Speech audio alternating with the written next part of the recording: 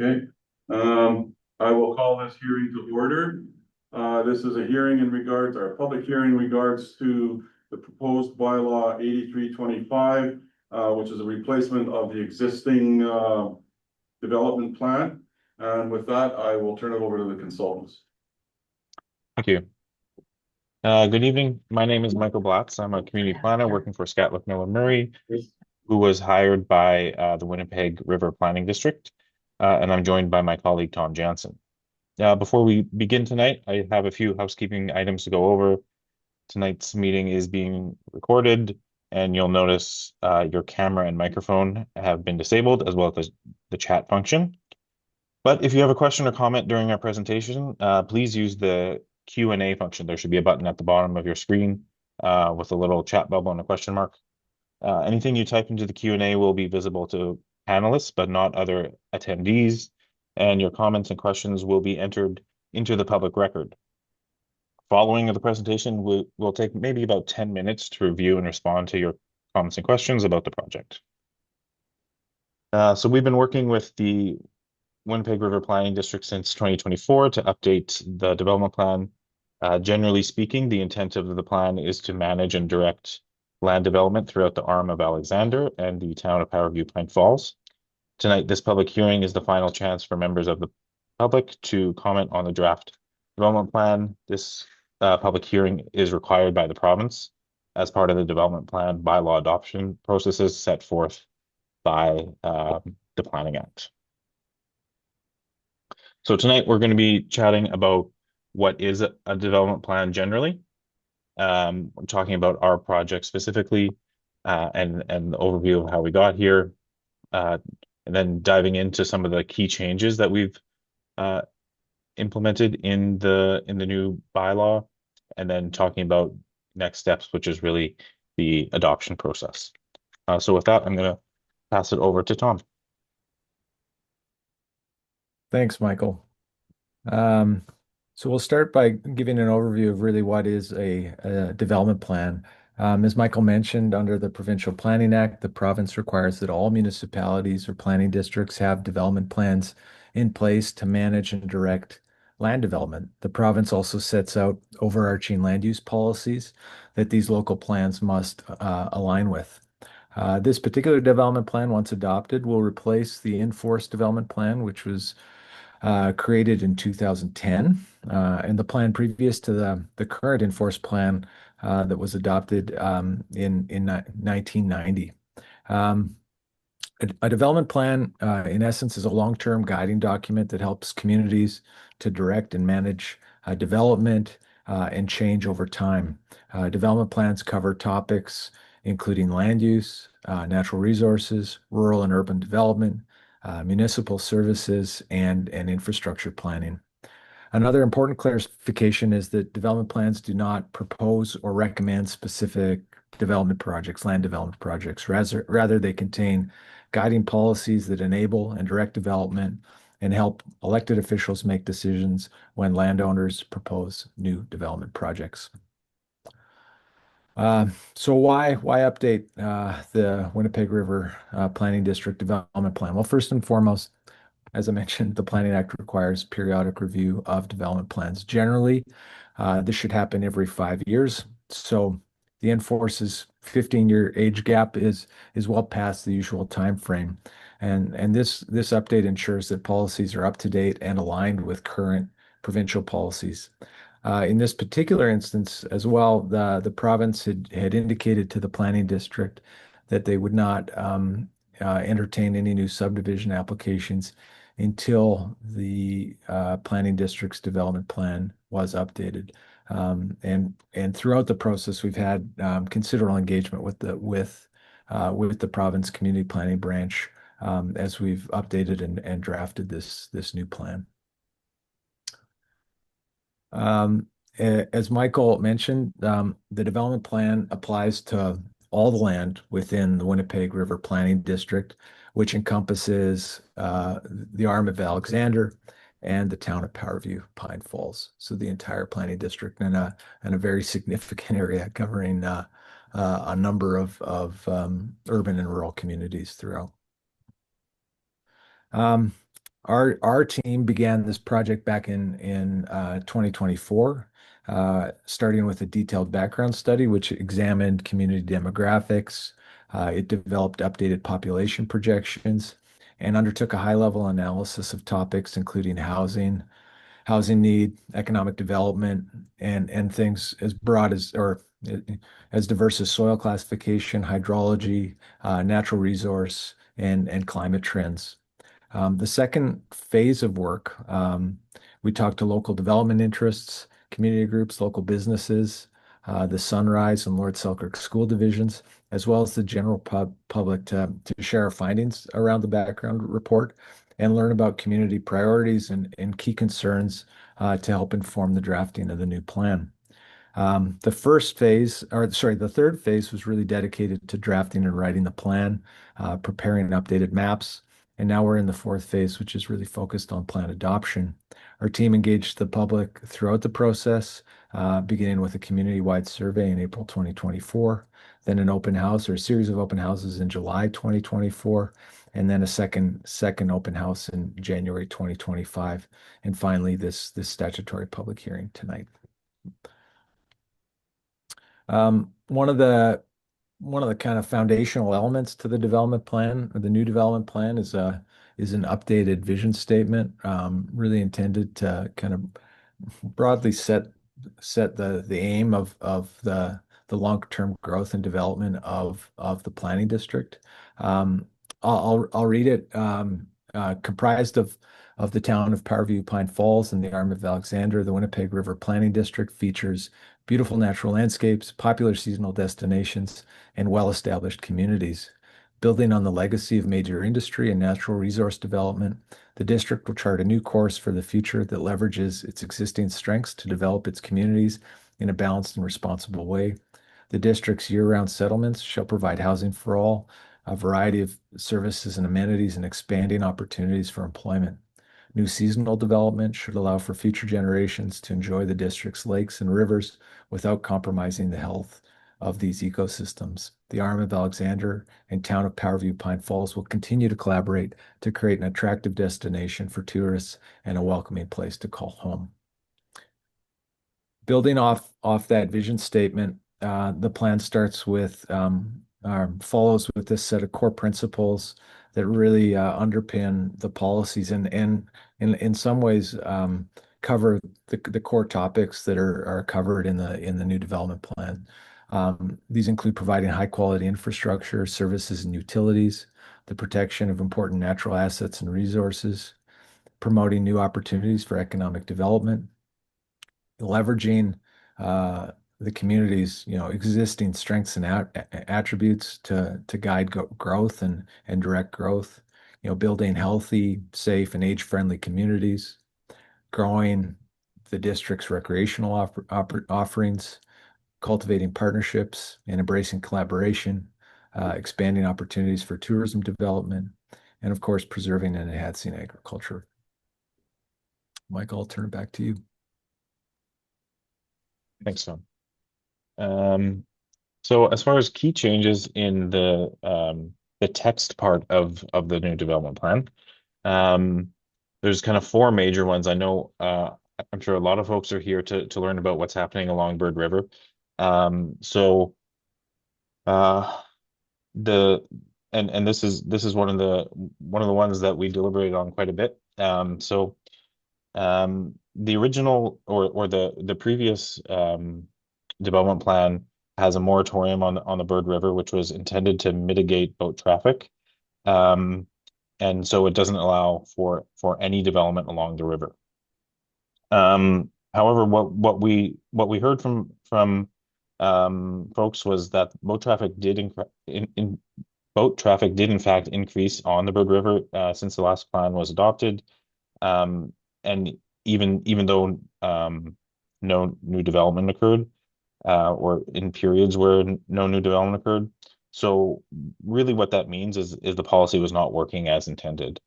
At the same time, we know that some landowners wanted the moratorium lifted because they felt the policy unfairly restricted their ability to pass land on to younger generations. And other folks many nearby cottage owners want the moratorium to remain. Ultimately, the new development plan tries to balance these competing interests.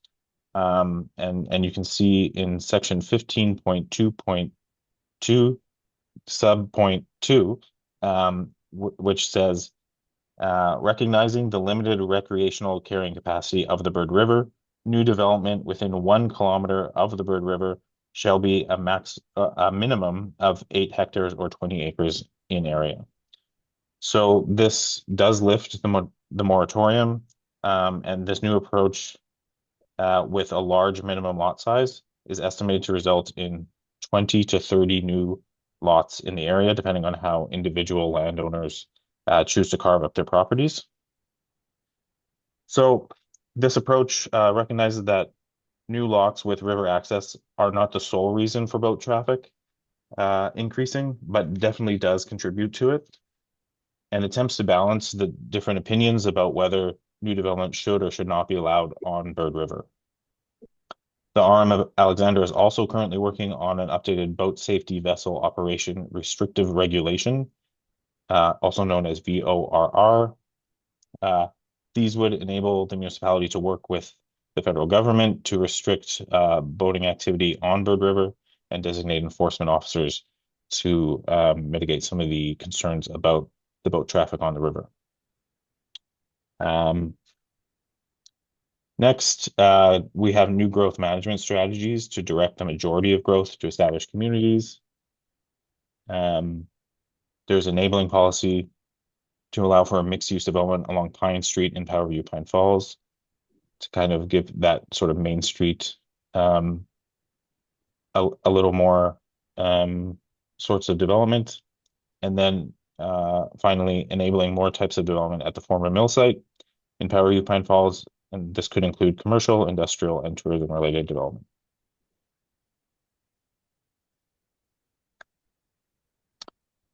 Next, we looked at the development plan's land use designations. So you can see on the screen that there's a comparison of the in-force plan from 2010 on the left-hand side and the proposed on the right. Most designations you can see are quite similar, but some of the names changed. You can see rural area changed to agricultural area. And then some of the designations were consolidated, so that's kind of near the bottom there, where we have commercial, comprehensive urban development, transitional, and industrial are all kind of combined under the umbrella of employment now. In this case, these all had really similar intentions, and so for simplicity, we decided to kind of fold them all under one banner. So I'll go through the column on the right and chat about what each of these areas is intended to do. And I'll also say these, for those folks who are maybe a little less familiar with how a development plan works, there's for the entire planning district, we have these mapped out. So every piece of land in the municipality has falls under one of these categories. And so land in the agricultural area should be agriculture in nature. There's policy to protect the agricultural capacity, support the rural economy, and provide opportunities for rural living. The natural resource area applies to rural crown lands and privately owned lands, which are generally undeveloped or just have, maybe a home on them. And they exhibit a high capability for natural resource activities, wildlife habitat, and recreation uses. The intent of this designation is to protect and enhance these areas for ecological, economic, and recreation benefits, as well as sparse residential development. The urban residential area applies to neighborhoods in Powerview Pine Falls. The intent of this designation is to accommodate various forms of urban-style residential development, including detached, semi-detached, and multi-unit dwellings, as well as other complementary uses that help residents meet their daily needs, such as institutional and community facilities, public parks, and maybe even some small-scale commercial uses. The cottage and rural residential area provides land for both cottage-style development along shorelines, as well as inland rural residential style development. The employment area designation supports a wide range of commercial and industrial uses in Powderview Pine Falls. The rural commercial area supports the development of commercial and industrial uses that are more suited to rural areas. So that's outside of Powderview Pine Falls. The Winnipeg River corridor area applies to lands along the west bank of the Winnipeg River. The intent of this policy is to support the existing mix of land uses, which has developed in this area over time, including some residential, commercial, and even some light industrial. The community area designation applies to Great Falls, St. George, Stead, and Belair. The intent of this policy area is to support a full range of land uses, including residential, commercial, light industrial, and institutional development, as well as parks and open spaces. And then lastly, parks, open space, and institutional areas are meant to ensure that residents can access a range of green spaces, recreation facilities, public utilities, government offices, healthcare facilities, schools, places of worship, cultural facilities, and community services. Michael, I'll just add to this and just to reiterate, I think we didn't make any significant changes to those designations. The intent statements are largely consistent with what you have in the in-force plan, with the exception of some title changes and some consolidation, really to improve simplification and interpretation for council. It just it makes it less complex and easier to administer, and but by and large a continuation, and I maybe convey it more as a review and a minor update than anything. Yeah, thanks, Tom. Next on the maps, which I'll show all the maps in just a sec, but four big changes. One is removing any designation from the Birch Landing Reserve. This is up in the northwest corner by Hillside Beach.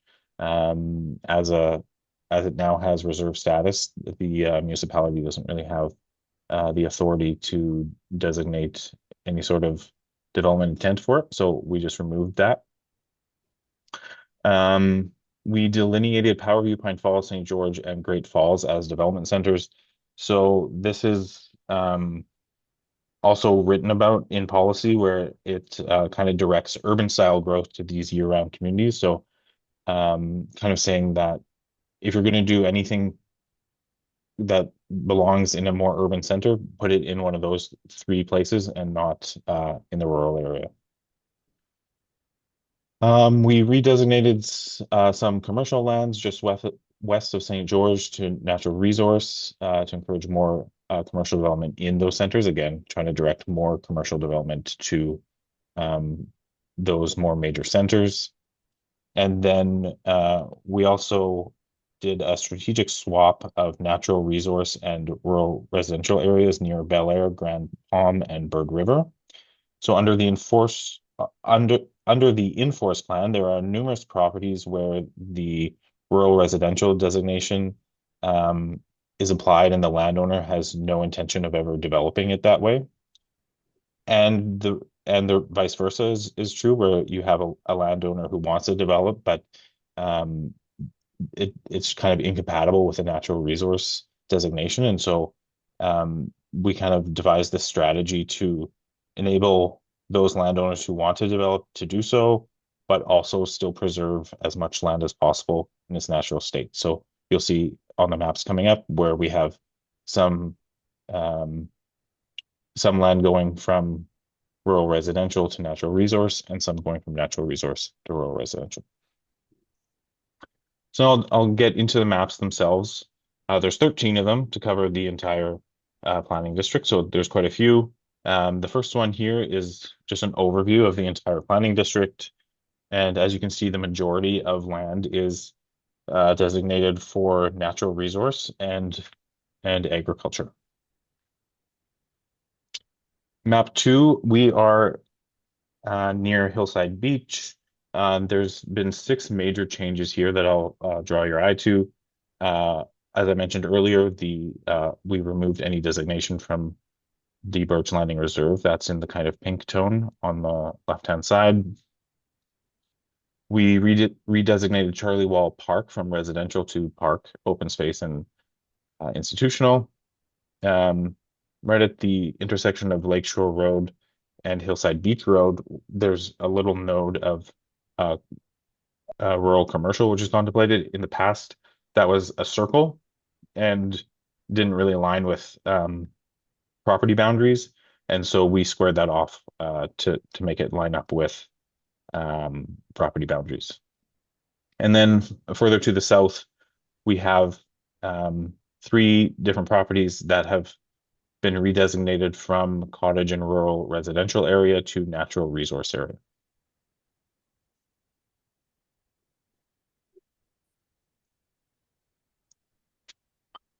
Okay, map 3 is just to the east of that. No changes were proposed here. Map 4 is just south of the 2 maps ago, so that's a little confusing, but we're kind of just south of Hillside Beach now, just north of Grand Beach Provincial Park. And here again, you can see some of that strategic swapping happening. So the top two that are identified there are going to natural resources, and then just north of Bel Air Road, we have two going to cottage and rural residential, and then south of Bel Air, just north of Grand Beach, we have two more going to cottage and rural residential area. I also see a couple people raising their hand. I'll just ask that you put your question in the Q&A. Thanks. On map 5, we are just south of Grand Beach Provincial Park.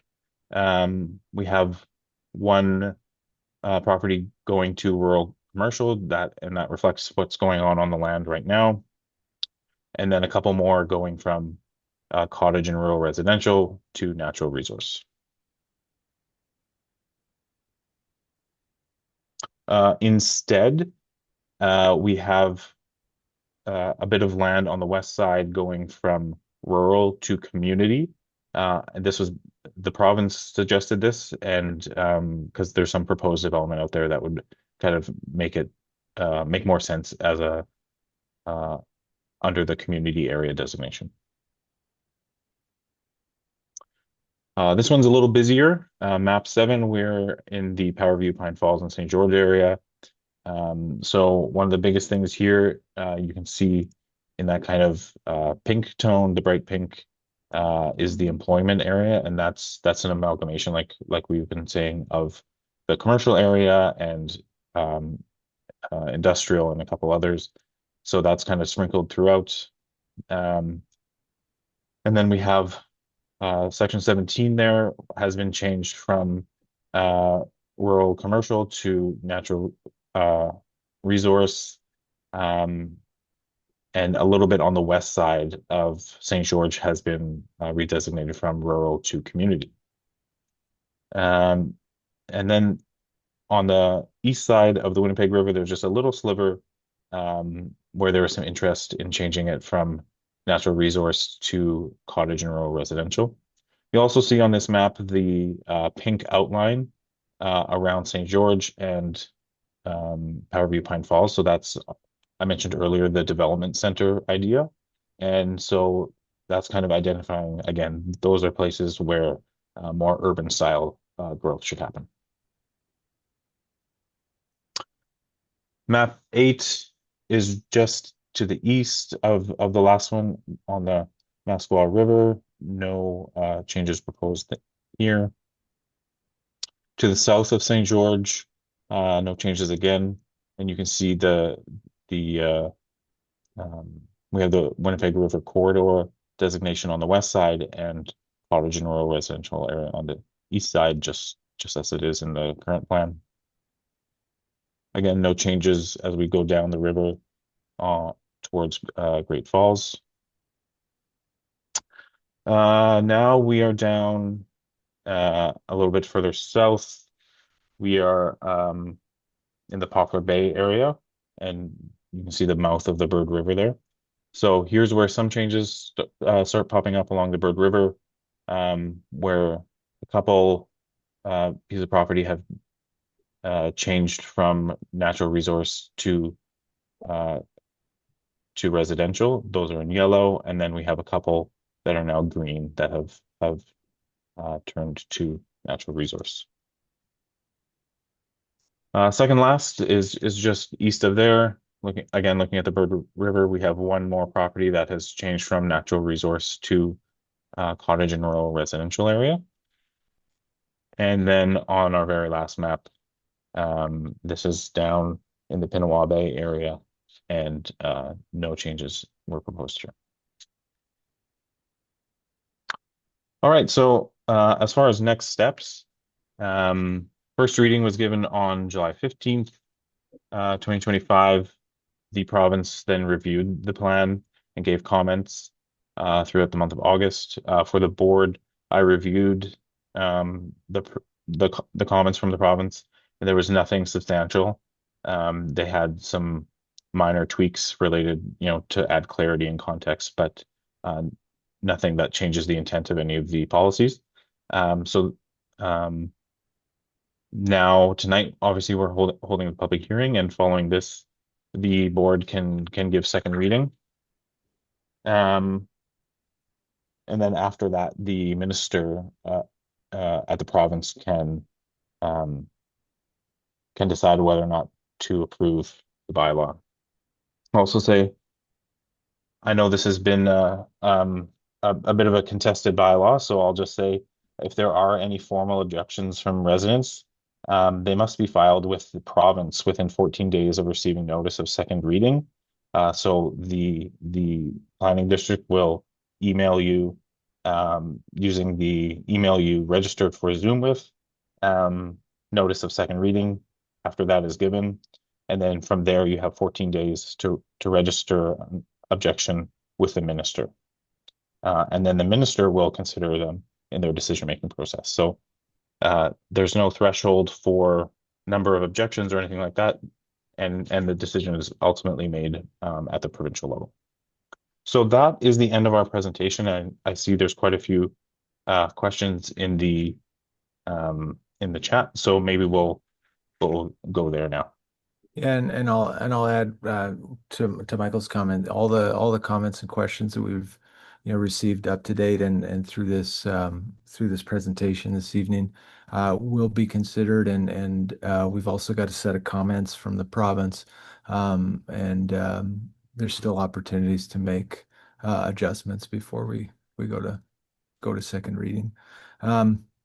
Michael, there was one question here, I think indicated that map 9, the review of map 9 was missed, and it might be something if we could just go back and do map 9. Do you want to just give a quick overview of this one? Sure, yeah. So map 9, we are just south of St. George, and there's no proposed changes in this area to what the in-force development plan has. So we have the Winnipeg River corridor area in blue. That's on the west side of the river, and then cottage and rural residential area on the west, and then beyond that, some agricultural area and some natural resource. And there's also just a tiny little bit of rural commercial area on the south side of Highway 11. Okay, thanks.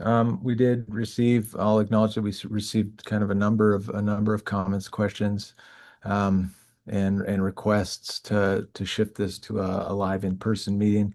We chose this format primarily due to the vastness of the community, and the varied seasonality of the community. We've got a number of seasonal residents. We're in the kind of in mid-September now, so cottage folks are back at their primary residence. So we felt that this was, and we've done this in other places, felt this was the best way to kind of allow for the widest audience that covers the entire municipality and those folks that don't have necessarily permanent residency in the community.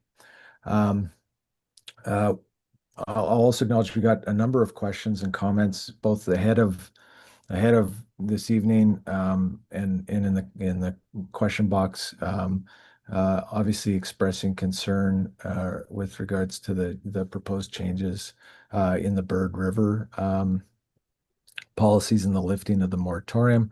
I'll I think the response is to that is we knew that that was a has been a real contention as we've been drafting the plan. We've had considerable consultation with the province on that issue.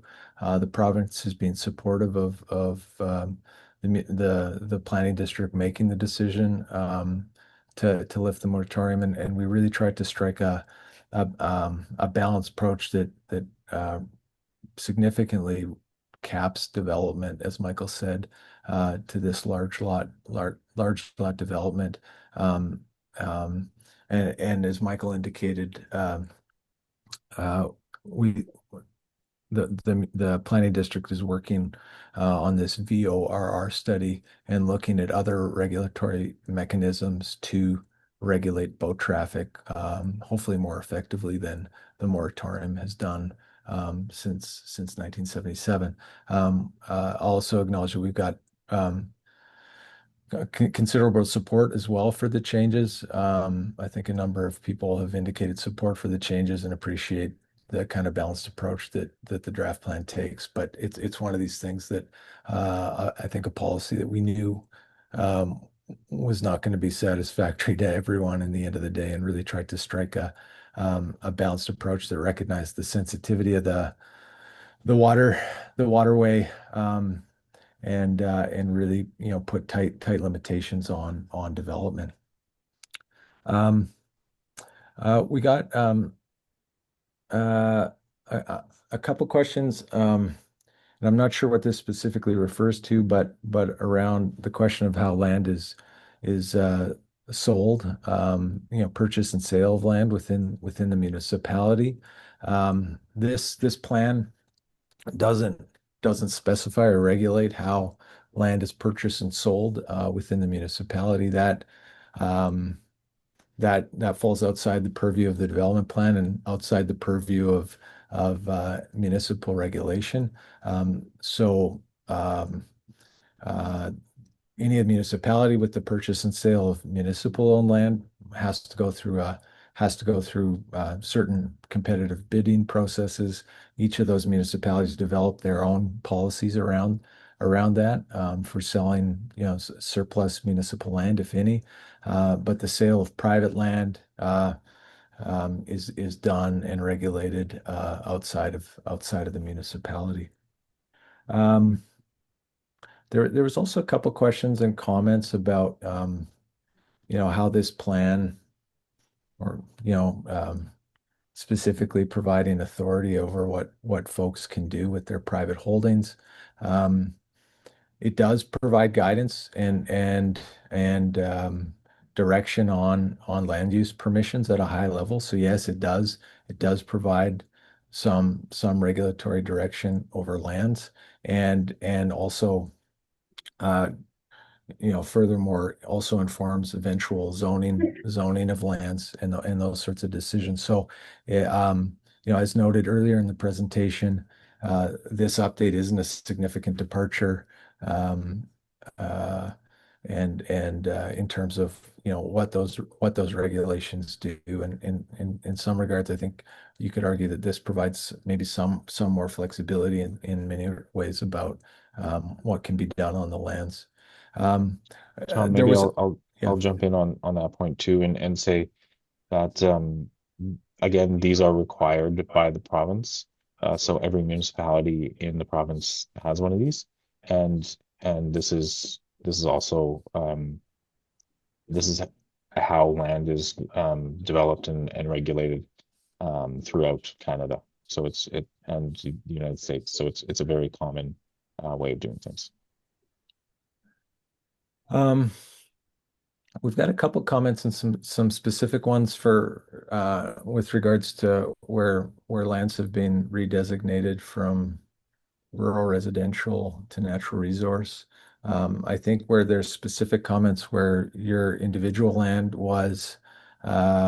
is proposed to be designated, we'll reach out to you specifically to talk about that and talk about your development plans and get a better understanding of that. I think we've made um, considerable effort to connect with owners that are affected and did lots of individual consultation and but if we haven't talked to you through the process and you're here this evening, we will talk to you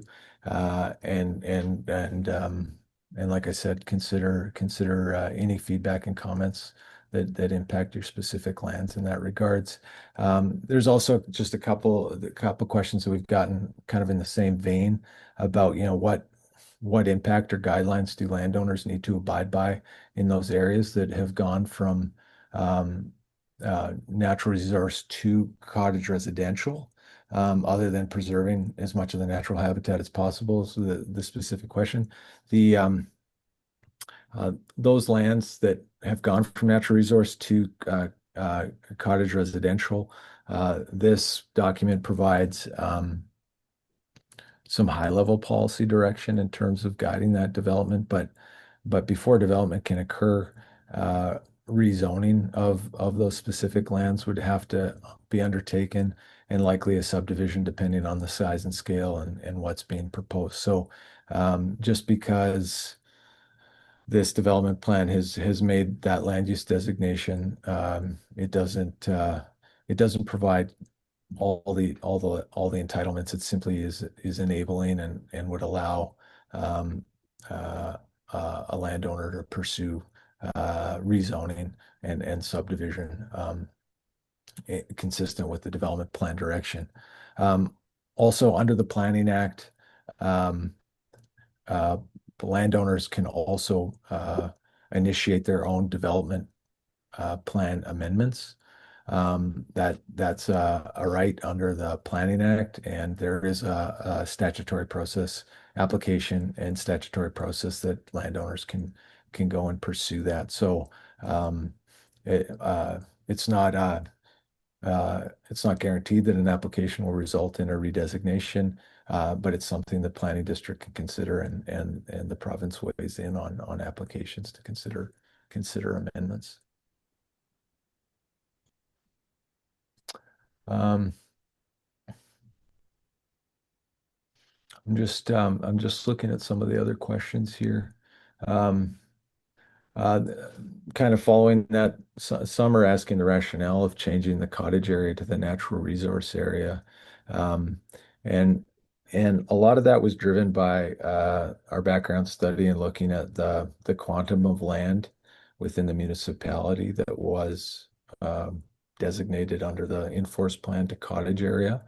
Um, and then some requests that we got from other landowners for additional cottage area development, and in discussion with the province, and there was no way that we could rationalize um, just a wholesale redesignation of significant amounts of land to cottage development um, without looking at some trade-off and looking at adding resource. The province the province can make changes through the adoption process to the plan, and I think if we had gone that route, we would have seen some changes rejecting those sorts of redesignations, because the growth projections really just couldn't justify having that much developable land. As Michael indicated, these plans are supposed to go under review every 5 or so years. So that's also to say, because this development plan has done that, um, the next update will look at actual development that's occurred in the interim period, and may reconsider some of the designation decisions that were made and established through this plan. Um, uh, There's a question about what the total acreage is open for development directly on the Bird River. I don't know if I know the quantum offhand, but if you work backwards from kind of the 30, Michael, I'm going to do some math, live math. 30 times. How much land is up for development on Bird River. Potential redevelopment, yeah. Yeah, it would be in the range of probably, what would that be? 400 to 600 acres. Yeah. But yeah, But each but lot has to be 20 acres. yeah, so a maximum under this regulation or under this new bylaw, additional new development would be 20 to 30 uh cottage lots essentially. So fairly restrictive in a 20-acre lot. And that would be at the top end, depending on how individual owners chose to subdivide their property.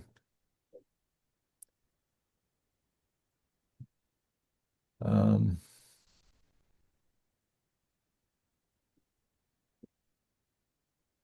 um, Can they hear us? um, Michelle, can they hear us? yeah, we can hear you. Is there any comments from the board that want to add? You'd say that, I think I'm misunderstanding because I thought there was like 8 acres or something per lot when they were subdividing a larger piece on Bird River. If it was 20 or 30 acres, they had to do 6 or 8 acre lots, No, it's 20-acre lot. 20-acre lot. 20 acre lots. 20-acre lot. Yeah. So he made a comment that said 20 to 30 lots on that piece of land to be subdivided. Altogether. Altogether. So if there's 120 acres divided by 6 of Say- 20 acres each, max on that 120 acres is 6 lots. Okay, Yeah, If there's so a 30-acre parcel, 1 lot. yeah, so that number I was kind of looking kind of over here near the mouth. There's maybe this one, and this one that could be subdivided. These ones look to be mostly subdivided already. And then further east we have kind of these guys over here. The policy would still apply to something like this over here, kind of just south of the 315.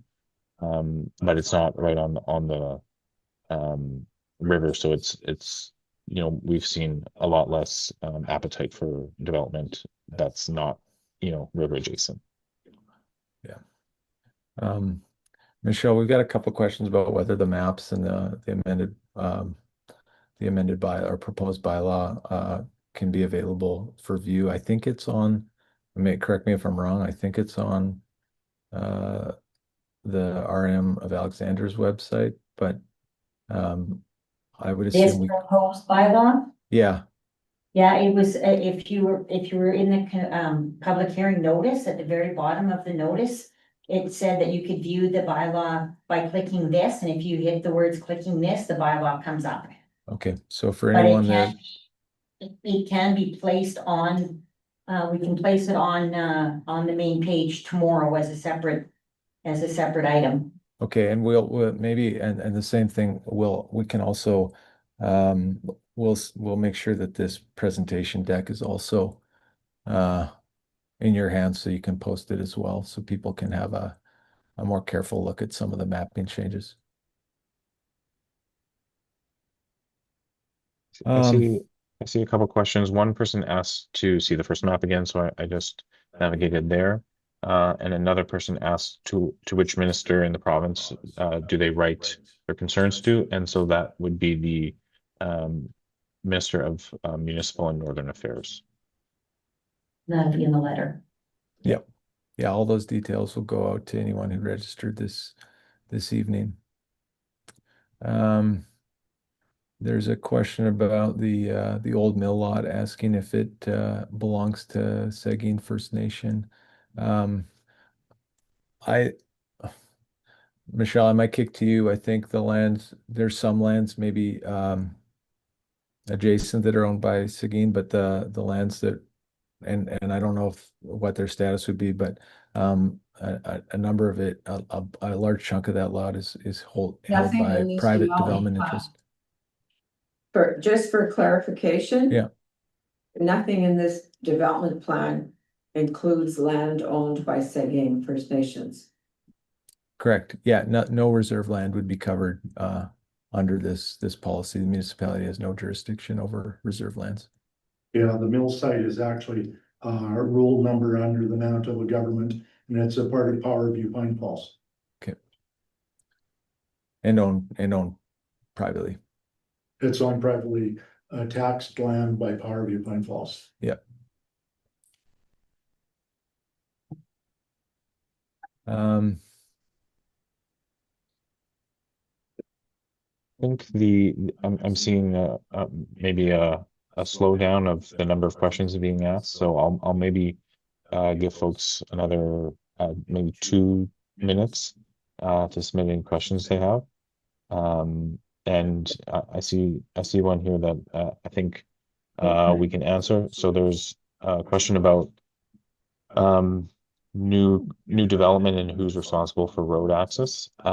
Generally speaking, the developer is responsible for road access, although sometimes there are other arrangements, but generally speaking, those things have to be constructed at the developer's expense. Mhm.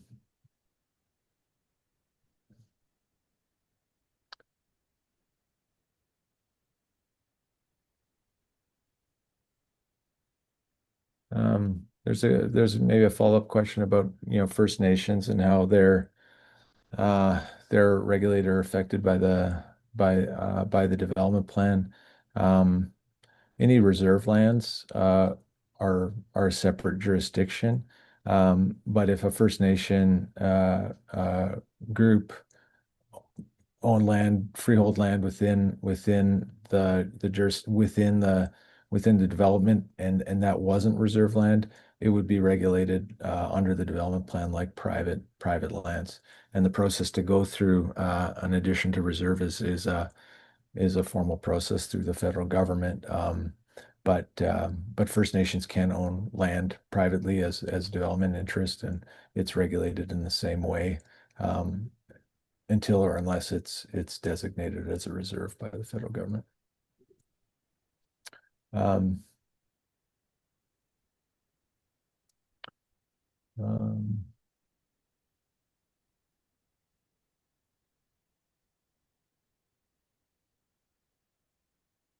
in terms of folks, so there's a couple other questions about folks that have land that have been redesignated, either from rural to natural resources or vice versa. If you've got a specific question or want to talk to us, we've noted your comments here. I think you can reach out, I think probably directly to to WRPD through Michelle. We will please provide your contact information. We'll follow up with each of those individuals that follow up with us, that reach out to us, and we can talk about your specific properties. I see a question pointing out the survey that we did about a year and a half ago had questions about amalgamation between the town and the RM. And I know we've received clear instruction that is not on the table at the moment. So that's why we haven't mentioned it in a while, is because it's not on the table.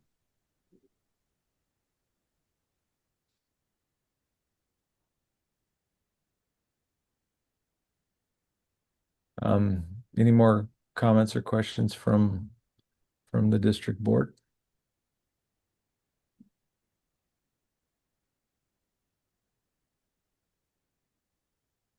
How does an anonymous attendee get to ask questions? Everybody else has to register. There's been a series of questions that have come from anonymous attendees, and we've been kind of thematically, so they're not restricted here on this. Could be.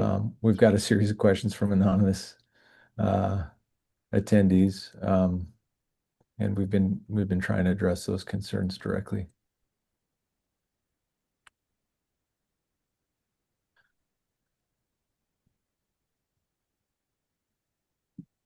Um,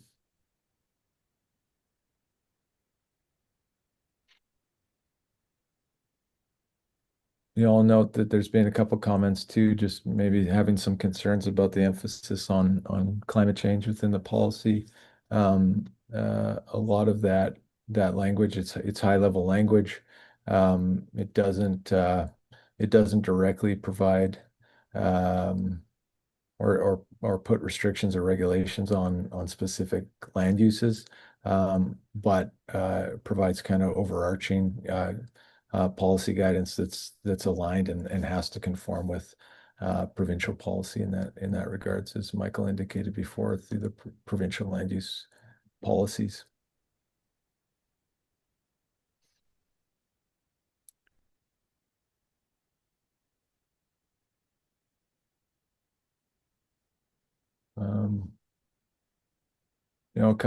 We've got a couple more questions maybe about or further questions about rezoning from residential to natural resource areas here. Again, this does not do the rezoning or provides land use designation at a high level, but individual landowners would then have to undertake, if they want to pursue development, would have to undertake rezoning and subdivision. There's some questions I've seen about the natural resource area and whether it can be subdivided and passed on to children. So definitely it can be passed on to children. Probably some limits on subdivision. And as we've mentioned a few times, unless we called it out specifically, you're probably already in the natural resource area. So if you think that there's been a change, you can let us know, but we didn't make significant policy changes in the natural resource area.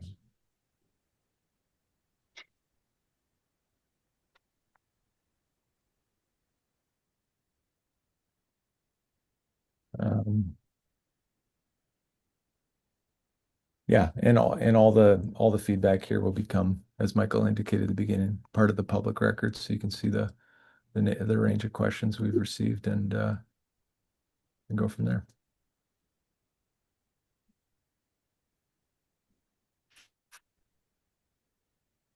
Well, in regards to all these questions that have been asked and not necessarily answered, is there going to be some review, or are they going to be lumped into common categories and just general comments made in regards to the questions, and what's going to happen with them? We'll assemble all the questions and I think have a discussion with the board on how to appropriately respond if they precipitate in changes to the plan. But we'll log all of them, and they'll become part of the public record. And if it requires additional discussion on changes to the draft policy, we'll consider that with the board's input. Okay, thank you.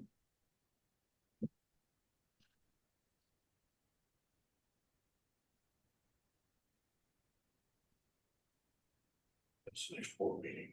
Supposed to be Tuesday. But it's not anymore. It's changed to October 1st. October 1st, okay. Oh, okay. It's still the notice. Because we were meeting, you heard, sent them of Victoria Beach. On They Tuesday. couldn't that day. So I think it's October 1st.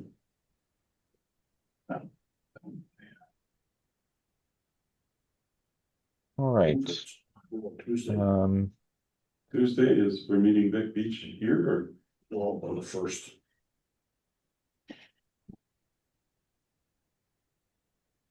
There's a question about why one of the maps looks a little different, and I think that would probably be because the maps that we showed in earlier public engagement sessions were prepared in-house, whereas these are the official maps that the province makes. So they just use different colors and show slightly different geographic areas on each map. But and there may have been some specific changes along the way as well. And I think the question was, since from the first Zoom, which I think was about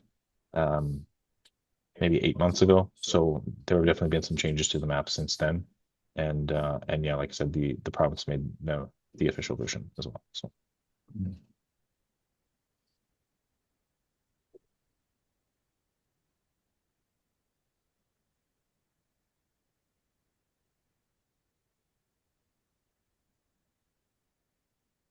Yeah, and just for clarity, some folks are asking about, opposition. What'll happen is the planning district will notify folks of following the second reading. Folks will notify everyone who registered here that second reading has taken place, and then as per the Planning Act, you have 14 days from receiving that notification to make your opposition known to the minister. Bill, correct me if I'm wrong, but if someone is not putting their name up, like we have to know if they are from the area or not. So we would not in a public hearing even take that into consideration, anything that someone anonymously is putting out, right? That's a board decision. That's a board decision, but Mhm. if I don't know who it is, I'm not gonna listen to them. I guess the other side of it is how do we respond to an anonymous attendee? Yeah, how do you You respond? can't, so to me, it would be strike anything that's shown as an anonymous If you'd like attendee. any of your questions answered, I suggest you put your name on the board rather than anonymous. Yeah. And I don't even know, can they hear me? Yeah, they can hear you.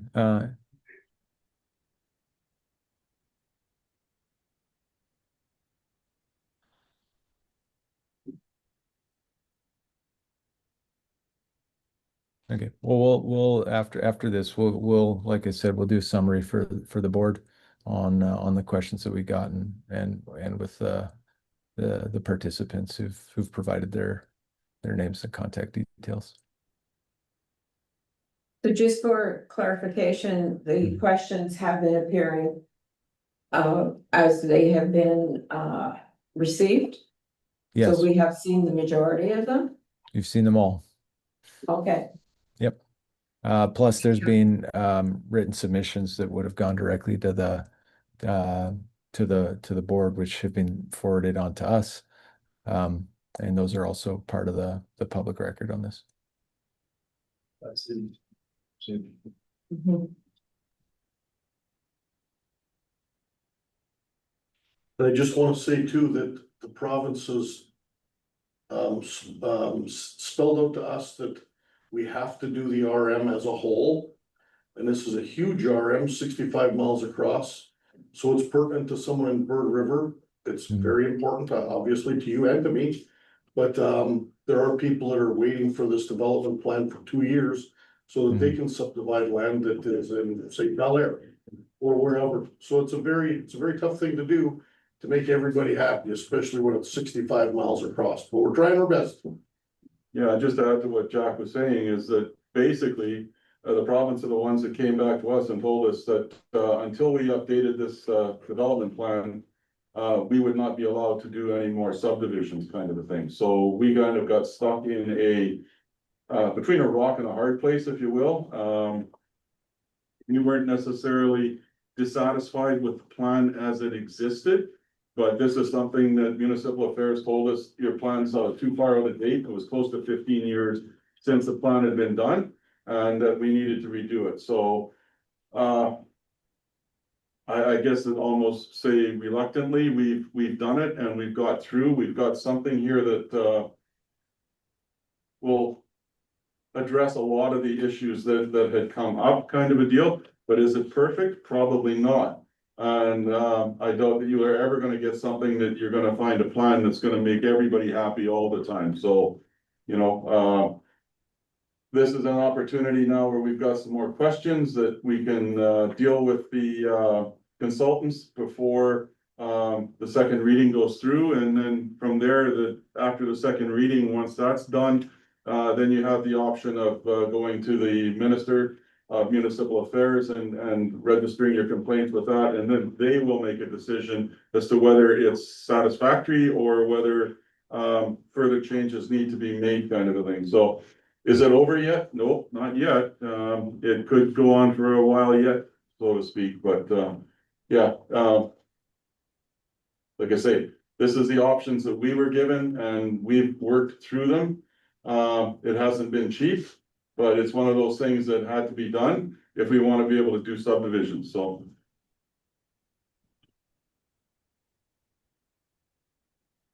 Michelle, they're asking that question already. Is the Winnipeg River Planning District meeting going to be open to people? They always are. They're always open and people can be here. Do they have to register for that meeting?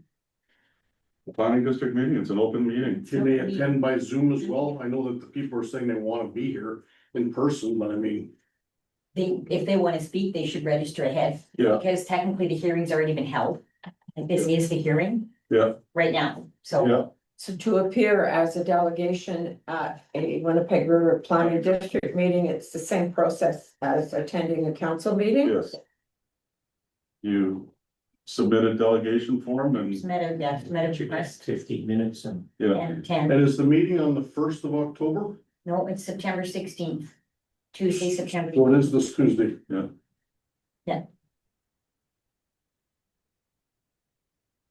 at 10 o'clock. Yeah.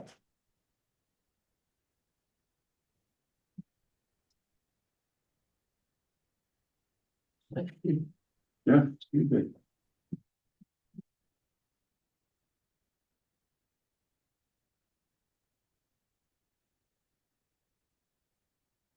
So it's a possibility you may get a few people wanting to speak at that meeting The if they hearing, want. the hearing The is hearing's over. over. Yeah, in regards to.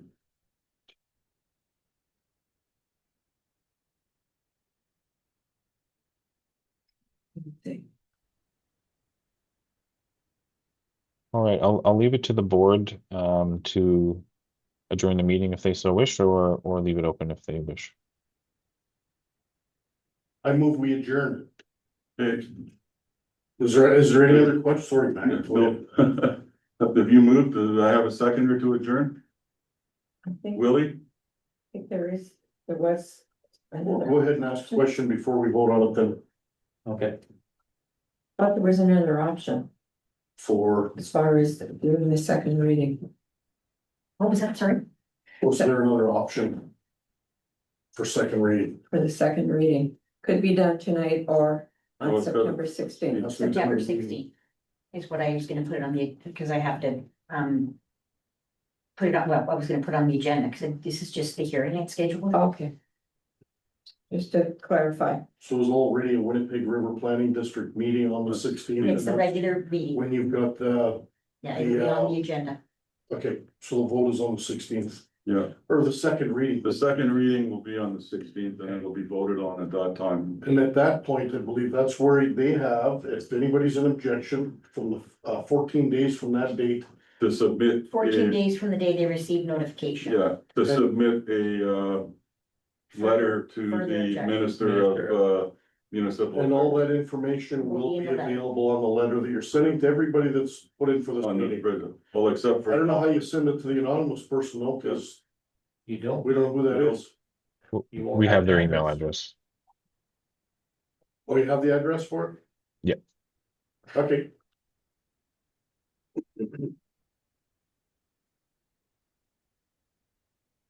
Okay, Okay. All those in favor of, we're adjourned. we're adjourned. Good job.